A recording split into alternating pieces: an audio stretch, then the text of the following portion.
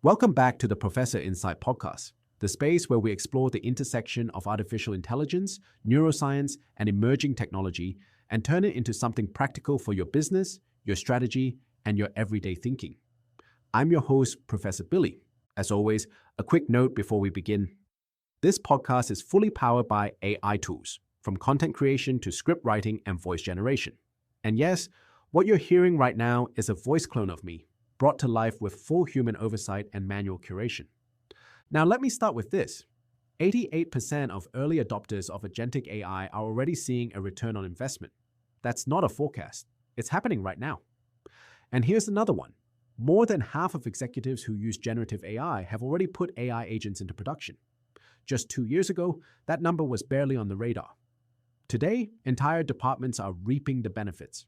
Marketing teams are creating campaigns faster, IT departments are resolving issues more efficiently, and customer service agents are shaving minutes off every single support call. This episode is based on Google's latest report, the ROI of AI 2025, how agents are unlocking the next wave of AI-driven business value. And the big story is this. Businesses are no longer asking whether to use AI. That debate is over.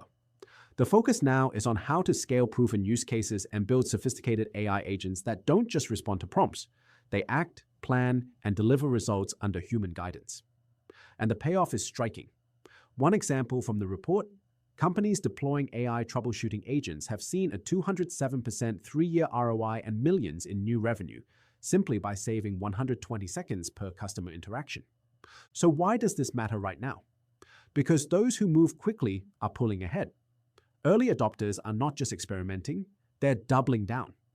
They're dedicating nearly 40% of their IT budgets to AI, embedding more than 10 agents across their organizations, and reporting productivity gains so significant that in some cases, employee output has doubled. Meanwhile, late adopters are still stuck in pilot mode, and the gap is widening. In today's episode, we'll dive into what this agentic era really means. We'll explore where companies are seeing the strongest returns, productivity, customer experience, marketing, even cybersecurity. We'll also break down the crucial role of executive sponsorship in driving ROI, the hurdles that still remain around integration and data privacy, and the strategies businesses are using to scale safely and effectively. So if you've been wondering whether AI agents are hype or reality, or if you're trying to figure out how to capture their value in your own organization, this is the conversation for you. Let's get started. Welcome to the Deep Dive. Today, we're jumping straight into something pretty transformative happening in AI.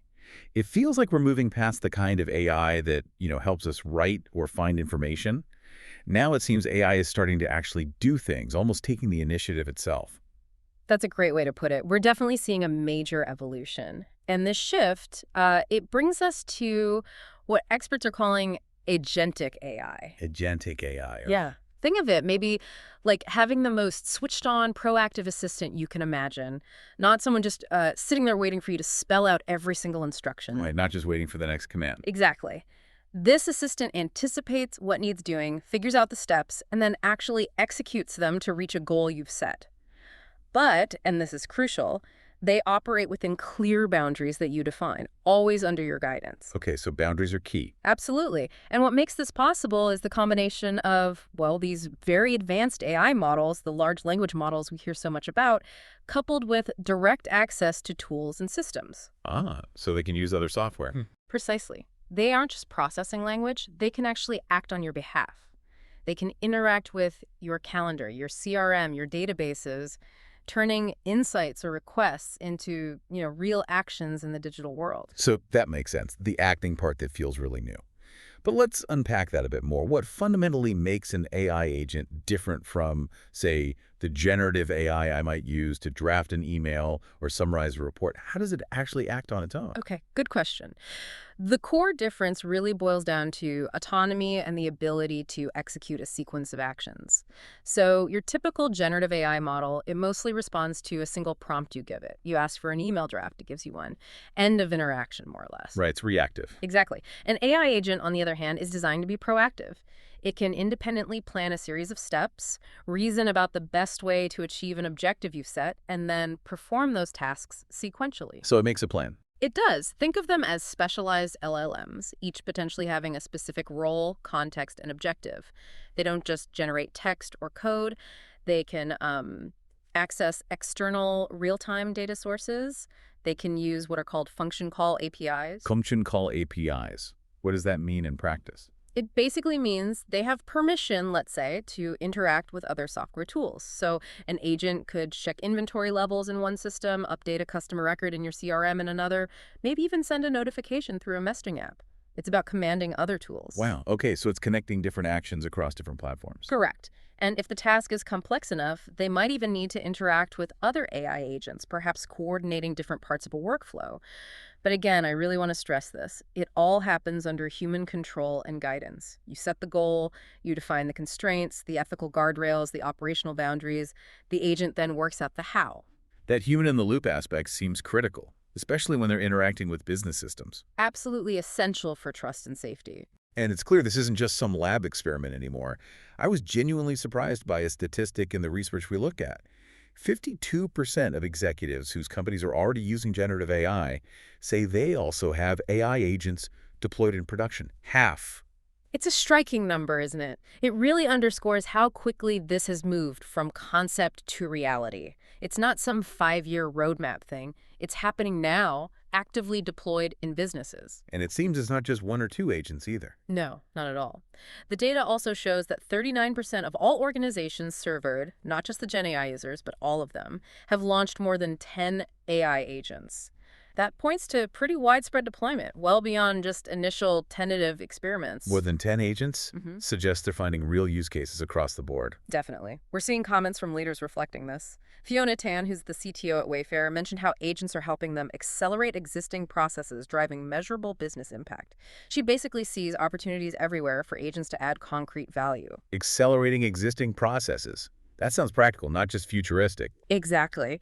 And Valit Dundar, he's VP of Global E-commerce at Radisson Hotel Group, put it in a really interesting way. He said, for humans, time is invaluable. AI can amplify people's work to save that time.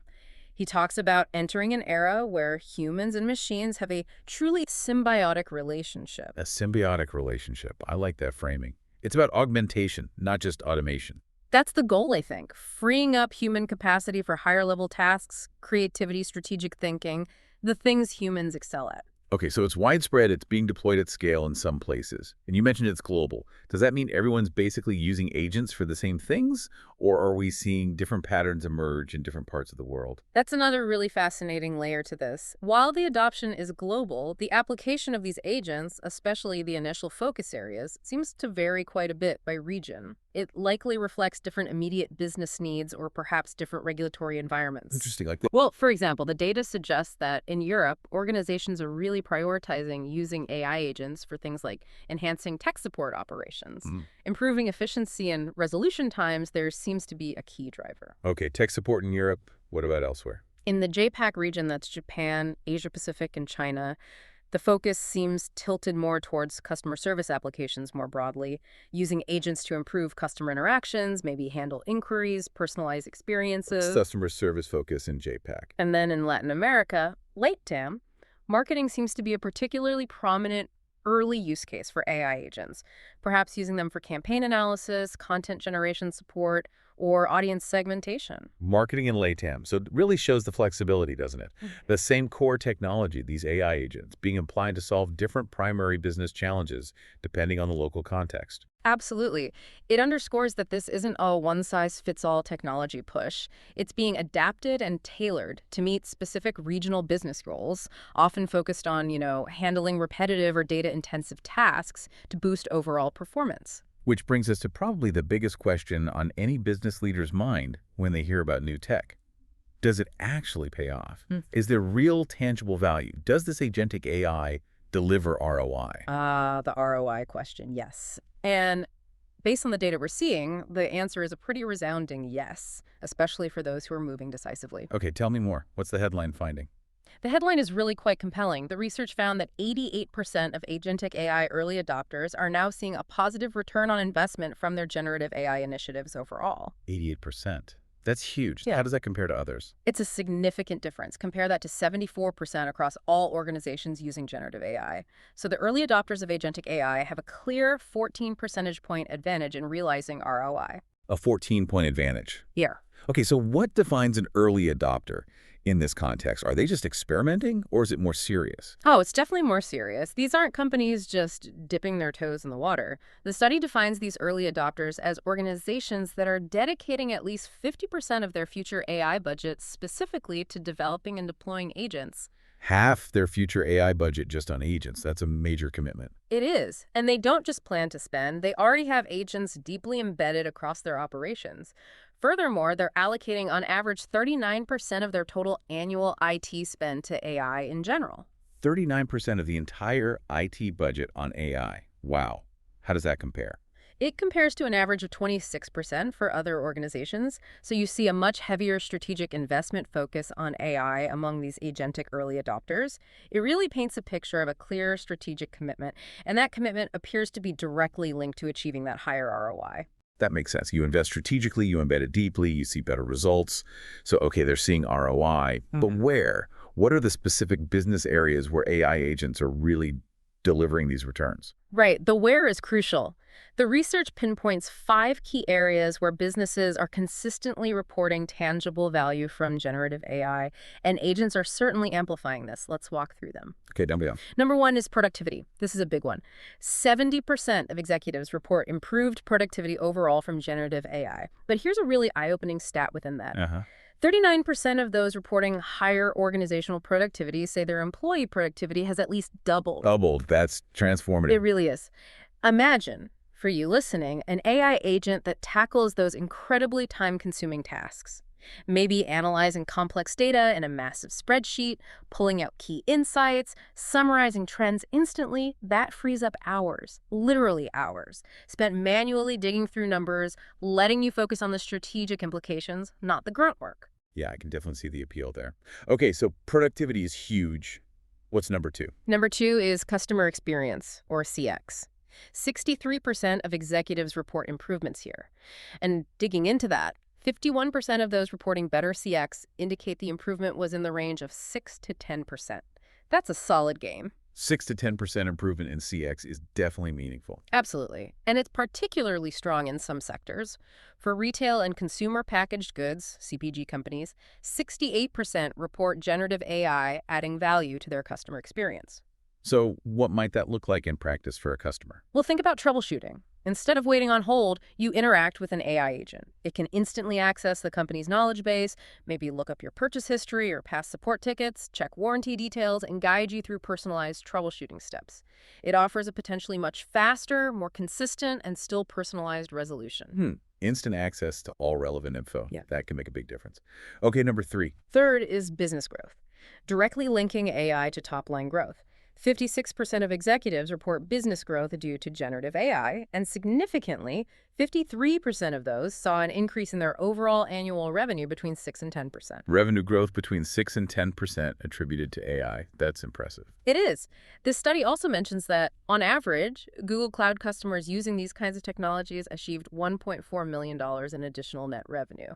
So there are real dollars attached. So how might an agent contribute to that growth? Imagine an AI agent monitoring sales data and inventory levels for, say, a product that isn't selling well. It could analyze trends, maybe look at competitor pricing, and then proactively suggest a targeted discount strategy or even automatically adjust future orders to optimize stock levels. It's about using data proactively to seize opportunities or mitigate losses directly impacting revenue. Proactive inventory and sales optimization. Got it. What's the 4th area? 4th is marketing. This was highlighted as a relatively new but rapidly growing area of impact for 2025. 55% of executives report a meaningful impact here, and 33% specifically saw ROI on generative AI use cases for sales and marketing. Okay, marketing is stepping up. What kind of tasks are we talking about? Things like dramatically speeding up content creation and editing. The report mentions businesses using Google Cloud seeing 46% quicker content creation and 32% quicker content editing. Think about an agent that could research competitor campaigns, analyze their social media buzz, and draft a report identifying gaps or opportunities for your next campaign. It handles the research and initial drafting, freeing up marketers for strategic planning and creative refinement. Yeah, that research phase can be incredibly time-consuming. Okay, that makes sense. And the fifth area? Finally, number 5 is security. Maybe not the first thing people think of with generative AI, but 49% report an improved security posture. Almost half seeing security benefits. Specific improvements include things like a 77% improved ability to identify threats, a 61% reduction in the time it takes to resolve security issues, and a 53% reduction in the number of security tickets needing manual handling. Those are significant operational improvements for a security team. Definitely. For example, picture an agent that gets alerted to a potential vulnerability. It could instantly gather all the relevant system logs, threat intelligence data, assess the potential impact, draft an initial incident report, and even create the necessary support tickets for the remediation team. It drastically cuts down the crucial time between detection and response. Right. Speeding up that response time is critical in security. Okay, so productivity, customer experience, business growth, marketing, and security. Those are some really concrete areas. They really are. So stepping back, what does all this mean for you listening right now, thinking about your business or even just your own role? It sounds like it's not just about adopting some cool new tech. Exactly. It's much more fundamental than that. It's about a systematic shift, right? Identifying those tasks, the repetitive ones, the data-heavy ones, the ones that maybe aren't the best use of human ingenuity, and strategically offloading them to AI agents. Precisely. The goal is to free up your valuable human resources, your time, your team's time, for the more complex, nuanced, strategic challenges. The creative problem solving, the relationship building, the ethical decision making, things that require human judgment. It's about letting AI handle the operational churn so humans can focus on higher value work. Augmenting human capability, like you said earlier. That's the core idea. So if businesses are seeing this kind of ROI and it's becoming more strategic, how is that changing their investment approach? Are they just finding efficiencies, or are they actually putting more money behind AI? That's a key part of the strategic shift we're seeing. AI isn't just a line item in the IT budget anymore. It's clearly becoming a mission-critical enterprise investment. And the data backs this up strongly. How? Well, consider this. 77% of organizations report that their spending on generative AI has actually increased even as the underlying technology costs have started to fall. Increased spending, even as it gets cheaper. That sounds counterintuitive. It does at first glance, but it shows they're not just optimizing costs, they're seeing the value and doubling down. As it becomes more efficient and accessible, they're expanding its use, investing more, because the potential ROI is clearer. So they're reinvesting the savings, essentially, into broader adoption. Or finding new money altogether. The report also found that 58% of organizations are allocating net new budget specifically to fund these AI investments. It's not just reshuffling existing funds for over half of them. Net new budget, that's a strong signal of priority. It really is. And even among those who are reallocating, 48% are shifting funds away from non-AI budget lines to fuel their AI initiatives. So across the board, you see this strong financial commitment recognizing AI as fundamental to their future strategy and competitiveness. And this investment focus lines up with their stated goals, right? Yeah. You mentioned the priority shifting. Exactly. When asked about their top business objectives for the next 2 to 3 years, the things that came out on top are directly addressable by AI. Improving operational efficiency is number 1 for 53% of organizations. Improving customer experience is right there at 51%. And increasing employee productivity is a priority for 52%. Efficiency, CX, productivity, the core areas where we just discussed AI delivering ROI. Precisely. The strategy, the investment, and the targeted outcomes are all aligning around AI as a central pillar. Now, you also mentioned something about leadership involvement being important. How critical is that C-suite buy-in to actually achieving these results? It appears to be incredibly critical. The data shows a clear correlation between leadership sponsorship and ROI. Get this. 78% of executives from organizations where there's comprehensive C-level sponsorship report seeing positive ROI. 78% with strong C-suite backing. How does that compare? It compares to 71% in organizations without that comprehensive top-level sponsorship. So a noticeable 7-point difference. It suggests that having leaders who actively champion AI, who help secure the budget, who clear organizational hurdles, and who align AI projects with strategic goals directly translates to a higher likelihood of success. So it's not just about signing off on a budget, it's active championship. Absolutely. There's a great quote in the report from Eric Lambert at Trimble. He's VP of Legal and Employment Counsel. He said, leaders need to first decide what ROI means. It goes beyond financial returns. We have to ask if it's making people more efficient and building towards business objectives, really clearly define what we're trying to achieve. That's a crucial point. Defining success beyond just dollars and cents. Is it making us better, faster, smarter? Exactly. That clarity of purpose, driven from the top, seems essential for navigating the complexities and actually realizing the benefits. The commitment has to be real and well-defined by leadership. Okay, so the potential is huge. The investment is growing. Leadership matters. But surely it's not all, smooth sailing. What are the big hurdles or roadblocks companies are hitting when they try to implement this, especially agentic AI? What should people listening be prepared for? You're right. It's definitely not without its challenges. Implementation always comes with friction points, and the research highlights the top concerns that companies have when they're evaluating the underlying technology, the large language models, which points directly to the main adoption hurdles. What was number one? I think I can guess. You probably can. Data privacy and security. That's the top consideration for 37% of companies. How do we use this powerful technology while ensuring our sensitive corporate data, our customer data, remains protected? It's a fundamental trust and risk issue. Absolutely. Can't compromise on security. What's next? Second is integration with existing systems, cited by 28%. This is the practical technical challenge. How do you weave these new AI agents and platforms into the complex web of legacy systems, databases, and workflows that most established businesses already have? It's often not plug and play. Yeah, that integration piece can be a major headache for any new tech. And the third biggest challenge? Number 3 is cost, mentioned by 27%. While we said costs are falling for the underlying tech, developing, implementing, integrating, and managing sophisticated AI solutions, especially agentic ones, still requires significant investment in technology, infrastructure, and skilled talent. Privacy, integration, cost. Those are pretty significant hurdles. How do companies get past them? What's the key? Well, there's no single magic bullet, but a recurring theme is the need for a really solid foundation. That means having a modern, integrated data strategy before you go all in on complex AI agents. You need strong data governance policies, robust security protocols, clear access controls, basically getting your data house in order. So fix the foundation first. Pretty much. There's a cautionary quote from Natalie Bowman at Alaska Airlines in the report. She talks about the risk of bad actors getting access to your data or the LLM hallucinating or changing it. She warns the risk is you lose the true view of your data, then it becomes a vicious cycle. These aren't edge cases. They're core risks that demand a proactive, well-thought-out strategy around data and security from day one. That makes a lot of sense. Build on a strong, secure data foundation.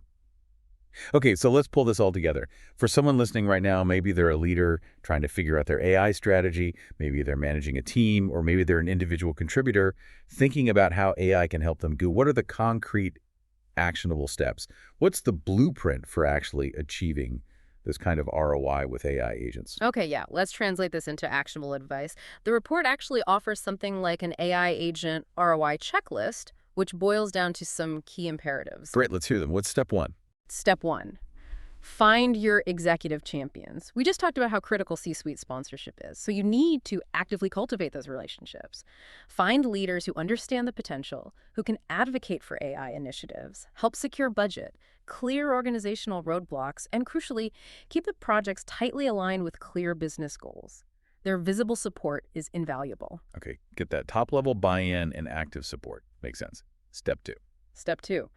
Build trust in AI from day one. This goes back to the data and security point. You absolutely have to prioritize creating a robust data governance framework and strong enterprise security measures before or as you deploy. And critically, especially in the early days and for high-stakes decisions, always maintain a human in the loop for oversight.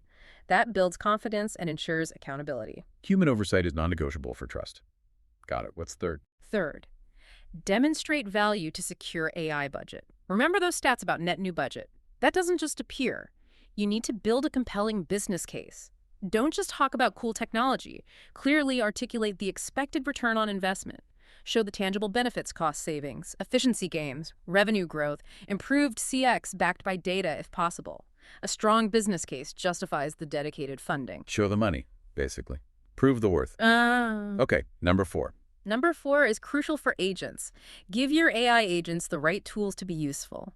An agent can only be effective if it can actually do things. That means giving it secure, governed access to the relevant internal systems, your CRM, your ERP, your document repositories, your project management software. Without that access, its capabilities are severely limited. It needs the keys to the right doors with the right controls. Right. Access is capability for an agent. Makes sense. Okay. What's next? Number 5, create your AI rulebook now, not later. As AI use inevitably expands within your organization, the potential risks around data privacy, intellectual property, compliance, and ethical use also grow. Don't wait for problems to emerge. Establish clear, enterprise-wide guidelines and policies early to govern AI use responsibly and securely as it scales. Proactive governance is key. Set the rules of the road before the traffic gets heavy. Good advice. Number 6. 6, start with the biggest wins, or perhaps the clearest wins. Don't try to boil the ocean. Focus your initial energy on building AI agents that automate those high-volume, repeatable tasks where the ROI is clear, measurable, and can be achieved relatively quickly. These early successes build confidence, demonstrate value, and create momentum for further investment and more ambitious projects. Pick the low-hanging fruit with high impact first. Smart. Okay, and the last one. Number 7, and this is so important, invest in your talent and internal AI education programs. Technology alone isn't enough. The most successful companies aren't just buying AI tools, they're investing in upskilling their workforce. They're building the internal knowledge and skills needed to actually leverage these tools effectively, to work alongside AI, to manage the agents, and to identify new opportunities. Empowering your people is crucial for long-term success. Find champions, build trust, show value, provide tools, set rules, start smart, and invest in people. That sounds like a pretty solid blueprint. It really covers the key bases for moving forward strategically. This whole deep dive, it really drives home that agentic AI isn't just, the next iteration of software. It feels much bigger than that. It's a fundamental operational shift, a strategic one that's clearly already underway and reshaping how businesses operate globally. I think that's exactly right. It's less about the tech itself and more about rethinking processes, rethinking roles, and rethinking how human talent can be best utilized when augmented by these increasingly capable AI agents. Yeah. And this exploration today really highlights that these agents, they're not science fiction anymore. They're here, they're working, they're delivering measurable value across a whole range of industries and functions, from marketing to security to customer service. Absolutely. And it's a powerful reminder, I think, that the real magic, the real sustainable advantage with AI comes when it's implemented thoughtfully. Not just thrown at problems, but integrated strategically, ethically, with a clear focus on augmenting human capabilities and achieving tangible, measurable business results. Thoughtful strategic integration, that seems key. And maybe a final thought for people to chew on. As these AI agents become even more sophisticated, more autonomous, more deeply woven into our daily workflows, the real competitive edge in the future might not just be having AI agents. Everyone will likely have access to similar technology. So what will be the differentiator? Perhaps the differentiator will be how intelligently, how creatively, and how ethically we design them to collaborate with our human teams. The future probably isn't just AI doing tasks for us in isolation. It might be more about us, humans, learning to become conductors of an orchestra of specialized AI agents. Conducting an orchestra of AI. I like that metaphor. Right. We orchestrate them to handle the complexities they're good at, which in turn frees up our uniquely human skills, our creativity, our empathy, our complex problem solving, our strategic foresight for the challenges and opportunities that only humans can truly tackle. It really challenges us to rethink not just what AI can do for us, but what we are capable of achieving when we're genuinely amplified by it.